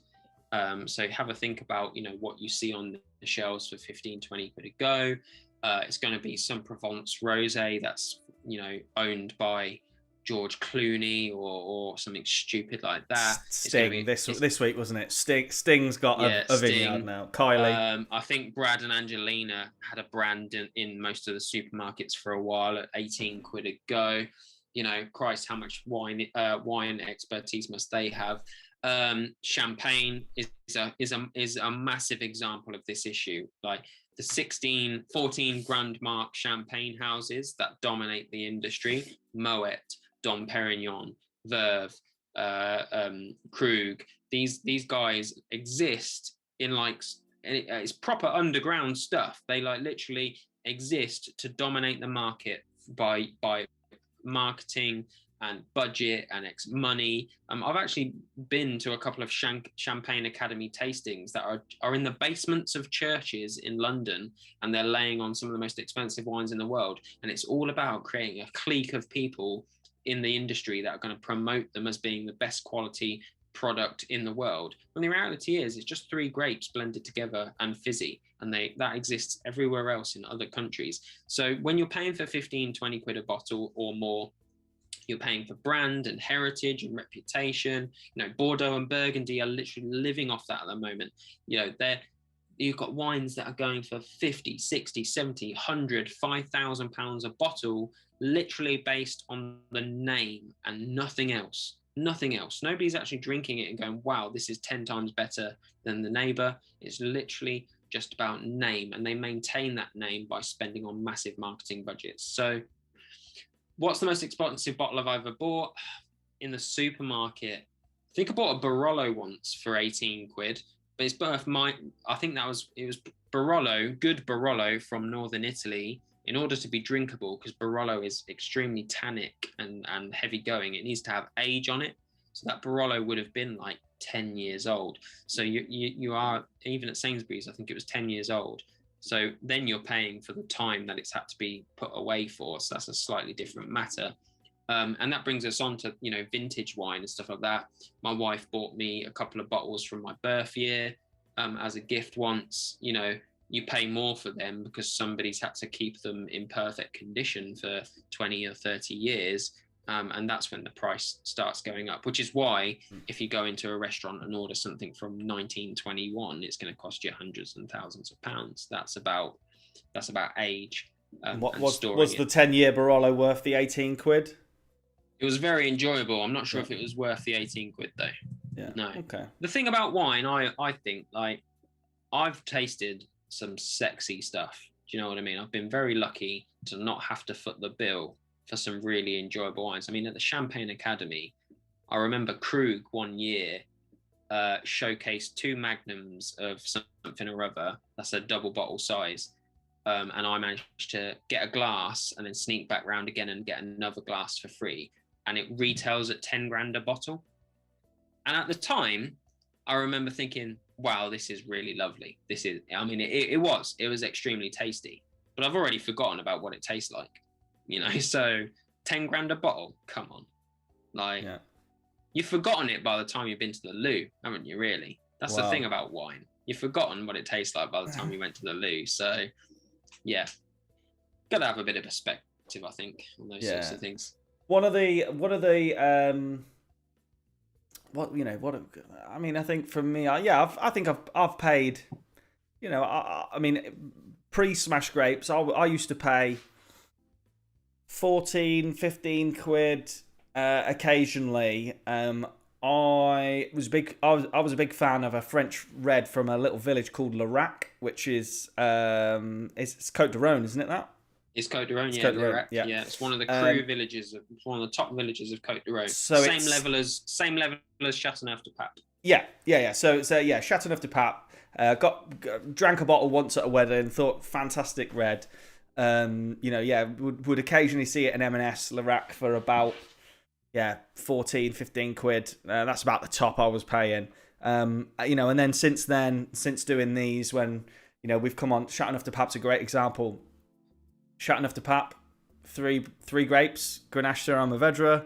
GSM, you see it on a lot of labels from a lot of wines all over the place.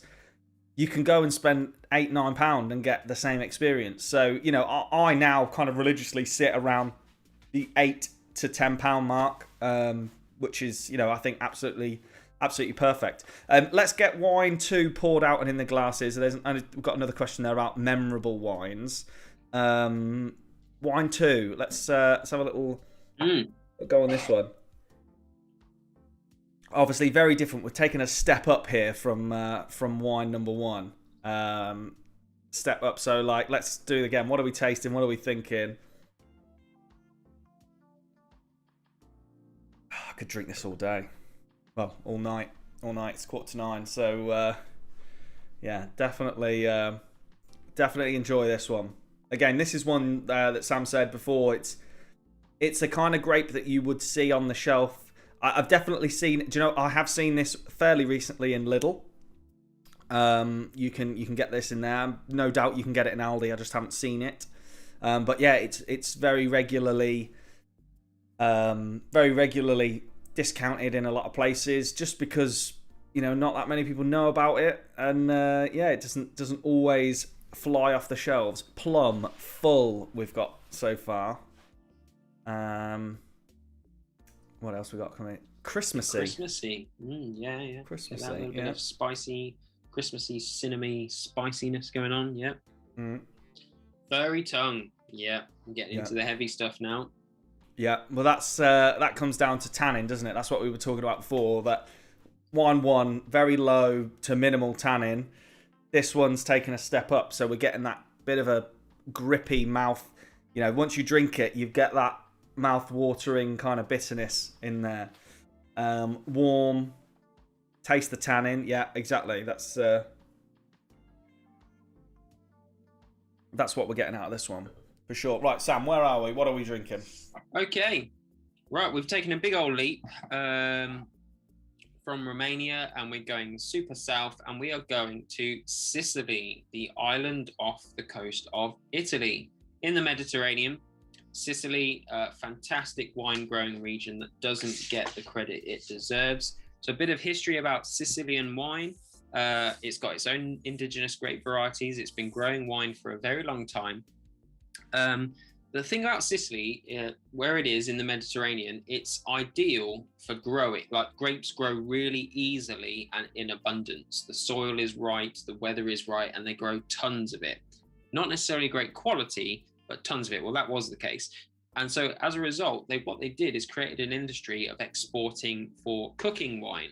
If you've heard of Marsala cooking wine, that's from Sicily. And so for the best part of 30, 40, maybe even 50 years, Sicily, main export has been cooking wine, because they're able to churn out, thanks to the conditions in Sicily, huge amounts of poor quality wine at volume, cheaply, get it off to the cooking wine market.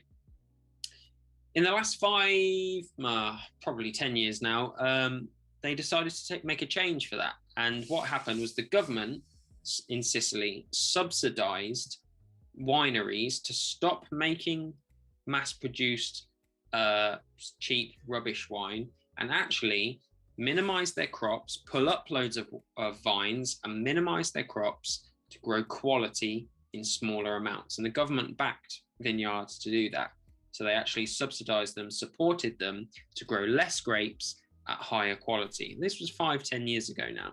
And as a result, they took these native varietals that we've never heard of and put love and care into them, and used all of the sort of properties that they could learn from their Italian neighbors, from their French neighbors, and they've ended up making some fantastic wines. The wine you've got in front of you right now, wine number 2 on the reds, is a native red. It's the native red of Sicily. It's called Nero d'Avola. Nero d'Avola, red grape. It's a full-bodied red grape. It loves the sun. It would have to survive in Italy. It's extremely exposed out there. It's a volcanic island. It's also Mount Etna, there, the volcano. It's very exposed, very hot, very dry. As a grape variety, similar in style to Shiraz, like I was talking about in the Australian desert. Shiraz does very well. Nero d'Avola survives in this very exposed, very hot environment. as a result, we get these sort of like cooked fruits. They're much more rich and dark fruit flavors, and we're getting that tannin coming through. We're getting that tannin. This winemaker, Devaro, is 100% organic, and actually the Sicilians find it extremely easy to make organic wine, and that's because of the dryness. Like I said earlier, moisture, wetness, rain is generally what creates pests in the winemaking world, and so it's wet areas that generally have to rely on pesticides. Sicily just doesn't have that problem, so a huge amount of Sicilian wine is organic. They might not even put it on the label, and it's organic. But Sicily as a region is just so undervalued because of this massive history of turning out cheap rubbish, that it's probably going to take them another 5 to 10 years to become mainstream. And our tip to you is get on the boat right now, because the value for money is incredible. In my Tesco's garage at the moment, they have a Sicilian Nero d'Avola at £5.50, and it is amazing. It really is amazing. It's just my go-to wine if I I'm not sure what I'm having and we're having something fairly heavy for dinner. The value for money there, because they're used to being sort of considered as a cheap region, is unbelievable, and they're just not doing it anymore. The government are subsidizing these growers to make great quality wine, and they are absolutely delivering on that. Other great varieties to look out for in Sicily: Catarato is a white grape. Grillo is a white grape that grows out there really well. Fantastic wine. Grillo with 2 L's. Grillo. Yeah, Grillo. Yeah. Sicilian wine, absolutely fantastic. Now, if you're worried about what if I accidentally buy the mass-produced stuff, you literally won't, because it was sold as cooking wine into the hospitality industry, or it will say Masala wine on the side of the bottle in the restaurant, in the supermarket. So if you see Sicilian wine on the shelf in your local supermarket, grab it. It's such good value for money. It's unbelievable, and I love Nero d'Avola. Fantastic. Favourite so far this evening. We've just had come in there with an upvote as well. So I'm interested. Ian, who got involved in the Q&A before, who said he was more of a white wine drinker but enjoyed wine one. We've obviously taken a big step here. We've gone up further to that region of what you maybe don't enjoy about red wine there, Ian. So interested to hear your thoughts, especially on 2 and 3 as we come through. A quick question from before as well. What's the most memorable wine you've both ever tried? For me, now I'm just, I'm your Joe Blogs, Bobby Basic wine drinker. I'm the wine drinker. Sam's the wine expert. For me, I like a lot of people out there, very much into the whole, the Prosecco vibe, would occasionally splash out on a bit of champagne, for special occasions and all that kind of stuff. I didn't particularly enjoy champagne, but, there were times where you just feel like you should, preferred Prosecco to champagne, not just because it didn't damage the wallet as much, but it, I just found it a slightly nicer drink. And then Sam actually suggested that I try another Italian sparkling, and we've got some in the store now. And when I went to Verona, we bought some there. It was called Durello, and it was like, we've had lots of comments of pear and stuff tonight. Pear drop. It was like, it's unbelievable. Durello sparkling wine. I don't think I'll ever drink anything other than that. So that for me is probably my most memorable. Definitely changed the landscape when I'm thinking about fizz. We've got a Cava lover as well. Prefer Cava to Prosecco. Just come in. Love Cava. Fantastic. Yeah. Would only drink Cava instead of champagne. It's made in the same way with very similar grape varieties. If you like champagne and you like the taste of it, there's no reason to drink it. Drink Cava. It's absolutely brilliant. Ian likes the second one better, So maybe we're converting Ian to a bit of red wine. Memorable wine. Yeah, memorable wine. I don't think I can answer it, to be honest with you. I'm unfortunate, guys, to my job is to try wine on a daily basis, and I try a lot of wines on a daily basis. And I've tried lots of really good stuff, but I do stand by this idea that it's good in the moment and then you sort of forget about it. Do you know what I mean? And so I could tell you what some of my favorites are, but even that would be a list of about 10. The thing about the wine world is that there is literally, as we've said before, there's so much out there. And it's sort of like, it depends what you're in the mood for. I can be in the mood for a rosé, I can be in the mood for a fizz, I can be in the mood for a light red or a heavy red. In our house, it kind of sounds snobby, and I don't want it to sound like it, but in our house, I will actually genuinely think, what we're having for dinner tonight, and it's nothing. It's usually a fucking Jamie Oliver recipe or something fairly basic, and I think, what we're having, I'll pick something that sort of vaguely, not even specifically, but vaguely sort of matches that to that idea, because I think if you're drinking great quality wine from great producers, there's no reason to pigeonhole yourself into one taste profile or one style. There's just so much out there to enjoy. So that's the long answer to a short question, which is, I can't tell you what my most memorable or my favorite wine is. Keep an eye out. Obviously, with your orders, you should have received a copy of Wine Matter as well. Anyone that sat there going, "That's fantastic, Sam, but I don't understand how to pair wine and food." We generally do a feature that's called Midweek Match, where we pick, we pick a food that most of us have throughout the week. Nothing bold and extravagant, and we'll break it down and give you a couple of suggestions of wines that would go with that. It's fair to say as well, we're gonna make a concerted effort over the next couple of months to get some more blog content up online as well, so that you can, if you didn't get that particular issue or you didn't order that month, you'll be able to see the midweek matches that we're suggesting. So, last wine of tonight, then everyone get three in your glass. I'd absolutely love it if you guys use the message feature on the website to message me with what you're having for dinner, and I'll give you a few recommendations. If you say, we're going to have lasagna tonight, Sam, Tesco's lasagna, then I'll give you a few ideas of what, when you're in Tesco's, to what to have a look at. This isn't just about like buy our wine. That's the only place to go. We live in the real world. We buy wine from Aldi. We buy wine from Sainsbury's and all that sort of stuff. But absolutely, if you have got if you want to buy a bottle of wine that suits your dinner, let us know, and we'll do what we can to help you as quickly as possible. And especially if you're having a do or something, or you're having some friends over and you want to put something on the table that maybe is a talking point, but also great with the food, let us know. It doesn't have to come from our store. We would love to help you out, because we're just here to help you guys work out that basically enjoying wine is really simple. It doesn't have to be complicated or scary or anything like that. And that chat feature is on the website. When you're on the website, bottom left, there's a little thing that says talk to us. And when you press that, one of us, whoever gets there first, or whoever's awake at that moment in time, or not in a meeting, you're pointing the wrong way. There we go.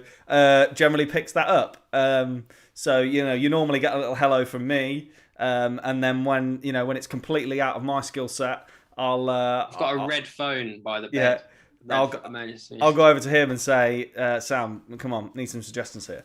But yeah, you can use that to send pictures. So you can take a quick photo of the wine aisle. You can you can say, look, I don't know what to buy. What do you recommend? We're on there. We love talking. We love having a chat. So, number 3, red wine 3. Get it in your glass. Get it poured. Let's see what you're tasting on this bad boy then. Big fan of this one. Here we go. Number 3. Oh, it's a chunky monkey, this one. Yeah, there's no holds barred on that. Big fella. What? I mean, don't be putting Chunky Monkey now on Slido, just because it's been said. Hey, I used that in my WSET advanced level exam, actually. I'll have you know, I put Chunky Monkey down. Yeah. Someone else, blackcurrants are back again. I mean, I think you're getting fruits you're just getting red fruit there, aren't you? Constant red fruit flavors going down. Black currants are back. Port, we're getting port. It is a bit porty. That's that cooked nature. Yeah. It's not a port. It is a wine. Yeah. Port, full and fruity. Another chewy. Another chewy. Yeah. Dry. Mouth dryingly good. Yeah. That's the tannin. That is the tannin. That's when you've got, your favourite mug that you use all day, every day for your coffees, and you're washing it out, and it's all that staining in there. It's a tannin in it. That's what it is. Yeah, I've heard about this though. What is this about people that don't just get a new mug? No, but you like say I've got a mug and I'm us home workers, got a mug and I've made a coffee, and then I'll tip out the remnants and I'll make another coffee in the same mug rather than make more washing. You know what I mean? Doesn't it like what? And is there gunk still in the bottom from the previous? No. You rinse it out, but it still stains the inside of the glass. I've heard about people that have made a cup of tea in the same mug for 20 years and never washed it properly. Oh no! You gotta pour the remnants out and rinse it, and at the end of the day it goes in the washing machine. But yeah, what I'm on about, the staining on the inside of your coffee mug. That's tannin. Yeah. That's tannin. That's what it is. That's what gives you that dry. What they do to you in your level 1 exams for wine and spirits, they actually put a tea bag on your tongue, and how long you can keep that used tea bag on your tongue is an indication of how much tannin that you can tolerate, basically, and it's an indication of what sort of level of wine you're going to enjoy. So yeah, tannin in tea, coffee and wine is the same thing, basically. Plum crumble we've had, and we've had a vote for Shiraz in here as well. Vote for Shiraz. So you're not far away. Right, so they're not far away, but where are we, Sam? Then for the last one, red wine number 3. Where are we? Okay, we're heading all the way down to southern West Spain. We're heading to Jumilla, which is a town and a region for making red wine down in Spain. Chateauneuf de Pape, that's good. We're right on the right mark. This wine is 100% Monastrell. Monastrell is the grape, or Mourvedre, as it's known in France. Mourvedre, Monastrell. The Australians call it Mataro. It's a red grape which originates in Côte de Rhône, hence Chateauneuf de Pape. So, as Dan alluded to earlier when he was talking about his love of Lirac from the Côte de Rhône, all Côte de Rhône wines from southern France are made of 3 grape varieties: Grenache, which sort of adds the fruitiness; Shiraz, which adds the body and the spiciness; and Mourvedre, or Mataro, or Monastrell, as it's known, which adds the weight and the clout and the punch. And generally in the Côte de Rhône, I mean, there's actually laws about this in the Côte de Rhône, but generally in the Côte de Rhône, the percentage of Monastrell or Mataro or Mourvedre is pretty light. They throw a little 10% sprinkle on top of the Grenache and the Shiraz. But if you go down into southern Spain, where they've got a bit more guts about them, they will make 100% Monastrell wines. And Christ, they have clout. This is a really thick-skinned red grape variety. It loves the heat. It's like, give me more heat. And so you get those cooked fruit flavors, that plum crumble for sure, with baked fruits. But then they've got these big thick skins, and that means that the wine is high in tannin. It's abrasive on those gums. You can feel it as you're drinking it. It's what we call a beast of a wine. Jumilla, fantastic region. The Jumilla Wine Festival, they literally fill the local fountains and water features with red wine and have it spray all over everybody. They fill their water pistols with wine. These are people that we can get on board with. They've got an attitude to wine drinking, totally aligned with Smash Grapes. Enjoy yourself, splash some wine around. It's a fantastic region. And this is kind of their they do loads of stuff, but this is their signature. These absolute beasts of Monastrell's Mourvedres, 100% Monastrell Mourvedre. You don't really find it anywhere else in the world. Even in Australia, where they call it Mataro, it will be blended with Grenache and Shiraz to make GSMs. But this whole idea of having this 100% Monastrell Mourvedre. It's super gutsy. It's super full-bodied, rich, dark baked fruit. Listen, I wouldn't recommend drinking it on its own. You want a nice bit of red meat. You want the barbecue going, nice bit of steak, that sort of thing. Incidentally, the protein in steak, naturally, the chemical compounds in it calm tannin down, break tannins down. That's why steak and red wine go so well together. But yeah, this is 100% Monastrell, guys. It's probably a new try for you because it's so unusual, but I would highly recommend it. And if you do enjoy it and you can't find it elsewhere, check out GSM Blends or Rhone Blends as well, which is Grenache, Shiraz, and Monastrell Mourvedre blended together. Big, chunky, gutsy red wines go fantastically with a bit of red meat and have some serious weight about them. I think we've got a couple of vegan veggies out there as well from the comments earlier about the kind of vegan wines. So just because you've got it goes well with red meat. There's a lot of plant-based proteins you can pair with red wines as well. A lot of your bean burgers and things like that are specifically designed to mimic red, the whole kind of red meat and protein. So it's worth trying those kind of things as well. What are we thinking for red wine 3 then, guys? Obviously Q&A and Slido still open. Feel free to finish off glass number 6, which is red wine 3. Let us know what your thoughts are. We will drop you all an email in the morning as well with the 6 wines that we've had tonight in order, so that you know what they are when you wake up tomorrow and you go, oof, finished off on a couple of 13.5%, 14% there, guys. I can't remember exactly what we tried for wine number 1. Don't worry, we'll send you an email and you'll have all that information. I know a lot of you like to spend your time and consider your purchases after these, and tend to come back in 2 or 3 weeks' time. We're going to be taking a couple of weeks off in September because we are off for my wedding, which is going to be the second half of the month. So do try, if you are going to put any orders in, try and get them in the first half of the month, because there will be a little delay if it happens to be after the 12th of September. Roger says 5 or 6 for me. Could do with a steak now. Yeah, absolutely. Yeah, absolutely. Sure. It's a big red. It's a gutsy red. Definitely putting a little trip, putting a little trip together for the Jamila Wine Festival when world travel is back to normal, for sure. Right. What wines have I chosen for the wedding? Dan, what wines have you chosen for the wedding? Village wine, mate. That's what I've chosen. Village wine.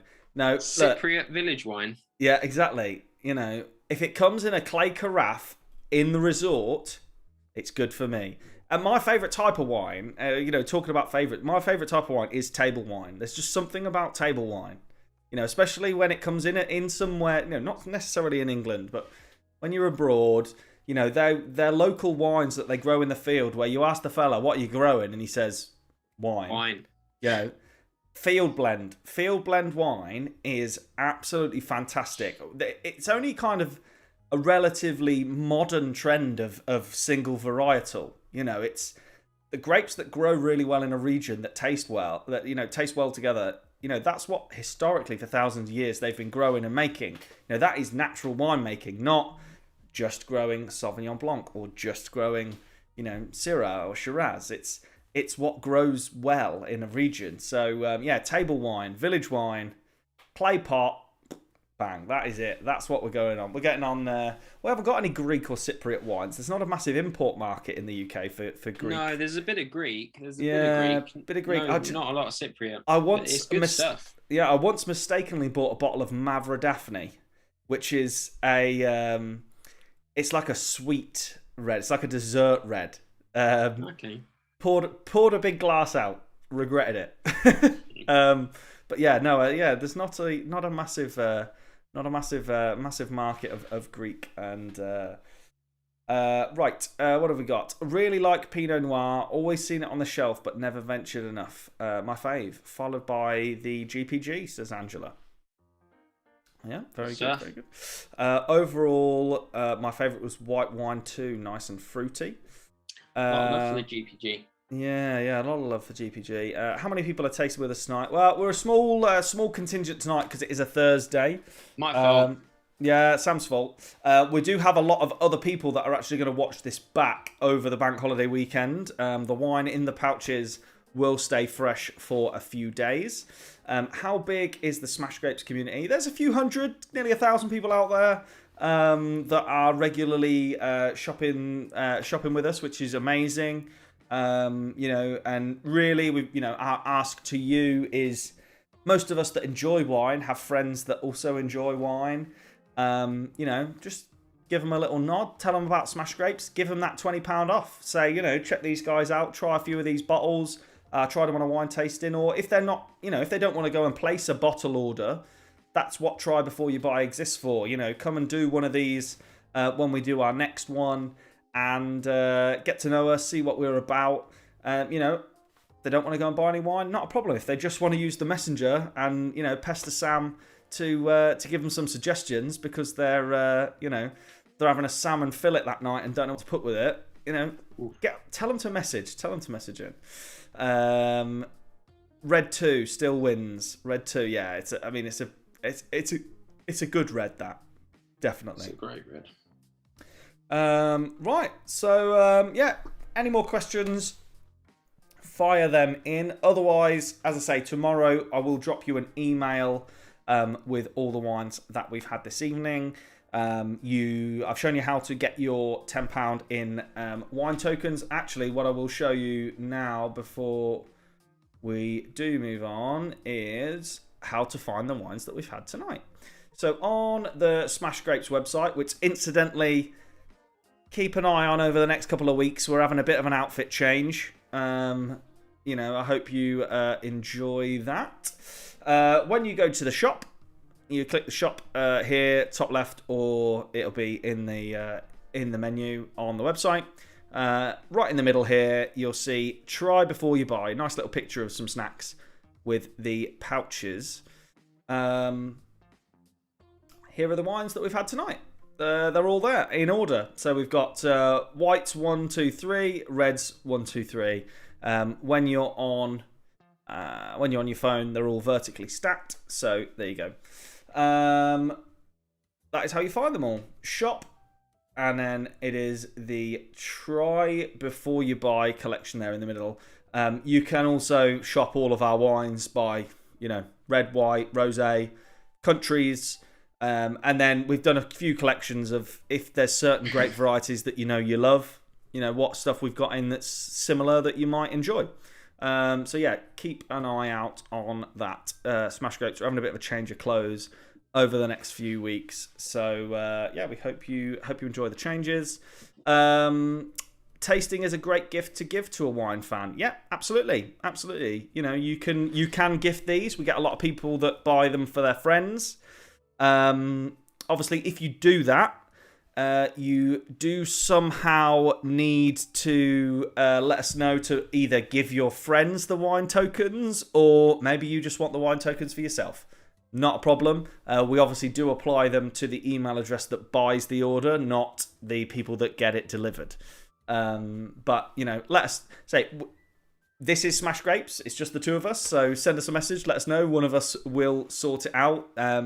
You're not just another number in a customer service inbox. You are keeping us in the wine addicted life that we have now become accustomed. So yes, thank you very much. Any themes planned for the future?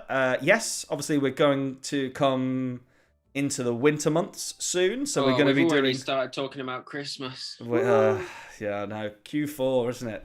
We have started talking about Christmas. No, there is a wine and cheese. There is a wine and cheese tasting. I literally can't wait for wine on and its cheese. way. Yeah, wine and cheese. Right Wine and cheese is on its way. We're probably going to be looking at kind of a bonfire winter warmers as well.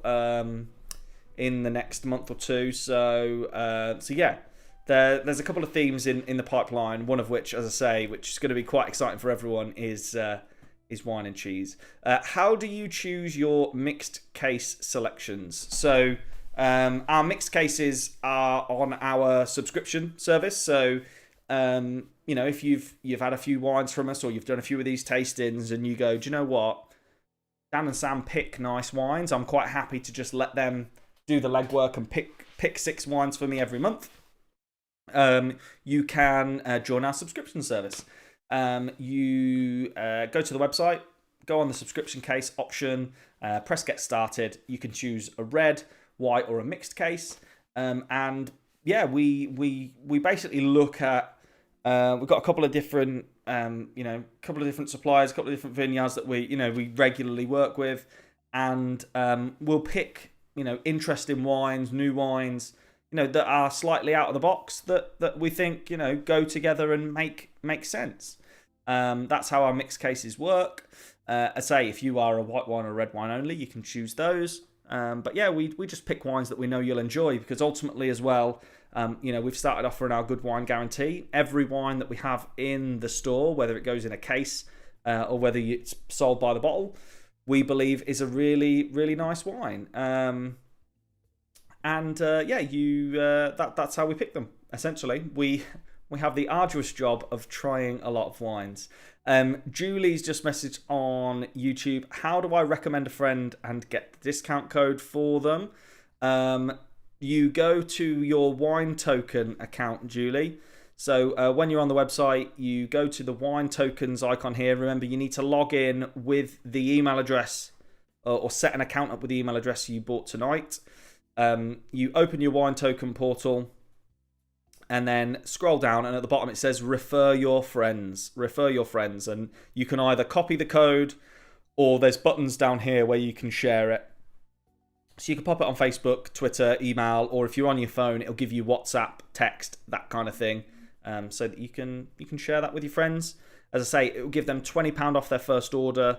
When they buy, you will then be sent automatically a £20 voucher as well. Looking forward to wine and cheese. Wine and cheese, a lot of love. I mean, we automatically knew wine and cheese was going to go down well. Do you know what the biggest thing is? Choosing the cheese.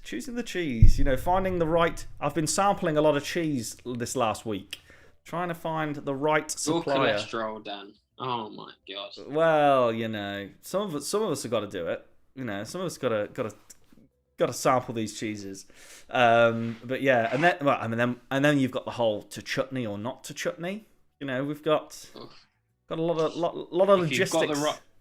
If you've got the right wine, you don't need chutney. Wine is the chutney. There you go. Wine is the chutney. So there you go. So we've got to pick 6 fantastic wines and a lovely selection of cheeses that go with it, and tell you to keep the lid on that chutney. Don't pop that lid. This is all the chutney you'd need. Right. I think that's kind of us then.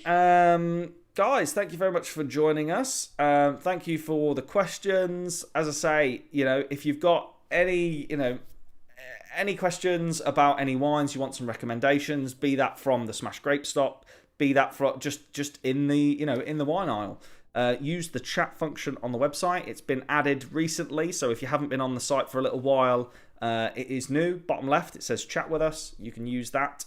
Otherwise, we'll drop you an email tomorrow with the wines that we had tonight. Anyone who has any issues with their wine tokens, just drop us a note. You can get us on Facebook. You can use the website. You can do whatever. Roger says, wine is the chutney. Wise words of wisdom. There you go, from Sam. Words of wisdom. There you go. And Chris, thank you for a great night. No, thank you for joining, guys.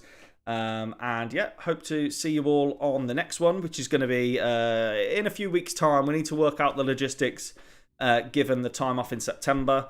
But all you need to know is wine and cheese is on the way. We are about to hit winter, unfortunately. Let's hope we get a little bit more summer before the year is out, before the season is out. But yeah, we will be putting a few themes together for later in the year. So yes, thank you very much, and Thanks, we will guys. see you in a couple of weeks. Thank you, and see you soon. Bye bye. See you soon. Bye bye. Bye bye.